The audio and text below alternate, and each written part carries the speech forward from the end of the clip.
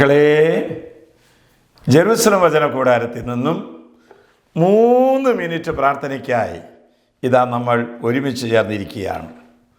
എല്ലാവർക്കും സന്തോഷമല്ലേ? ഈശോയുടെ തിരുരക്തത്തിൻ്റെ പ്രത്യേകമായിരിക്കുന്ന സംരക്ഷണം നൽകുന്ന ദിവസങ്ങളിലൂടെയാണ് നമ്മൾ ഓരോരുത്തരും കടന്നു നീങ്ങുന്നത്. നിങ്ങളെയൊക്കെ കാണാൻ എനിക്കൊന്നൊരു ആഗ്രഹമാണെന്നറിയാമോ? എൻ്റെ വിശ്വാസത്തിൻ്റെ കണ്ണുകൾ കൊണ്ട് ഞാൻ കാണുന്നുണ്ട്. ഇന്ന് നമ്മുടെ അടുത്തേക്ക് ഈശോ വന്ന് പറയുന്ന വചനം എനിക്ക് വളരെ ഇഷ്ടപ്പെട്ടു. വചനം കേൾക്കണ്ടേ? പ്രഭാഷകന്റെ പുസ്തകം 2-ാം അധ്യായം 3-ാം വാക്യം.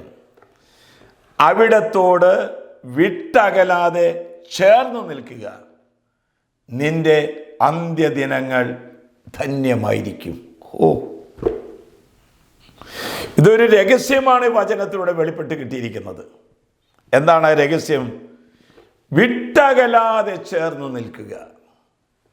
ഒരുപക്ഷെ നീ ദുഃഖിതനായിരിക്കാം, ഒരുപക്ഷെ നീ പീഡിതനായിരിക്കാം, ഒരുപക്ഷെ ദരിദ്രനായിരിക്കാം, വീടില്ലാതെ ക്ലേശിക്കുന്നവനായിരിക്കാം, സമ്പത്തില്ലാത്തവനായിരിക്കാം.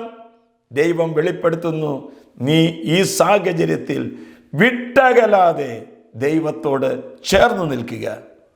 എൻ്റെ പ്രിയപ്പെട്ടവരെ, വിട്ടകലാതെ ദൈവത്തോട് ചേർന്ന് നിൽക്കണമെങ്കിൽ ശ്രദ്ധയും താല്പര്യവും ആഗ്രഹവും അത്യാവശ്യമാണ്. അതുകൊണ്ട് ദൈവമായ കർത്താവ് നമ്മോട് പറയുന്നു, നിന്നെ ഏൽപ്പിക്കുന്ന എത്ര നിസ്സാരമായ കാര്യമായാലും, എത്ര വലിയ കാര്യമായാലും നീ വിശ്വസ്തയോട് ചേർന്ന് നിൽക്കുക. വിശ്വസ്തനെ ദൈവം സമൃദ്ധമായി അനുഗ്രഹിക്കും.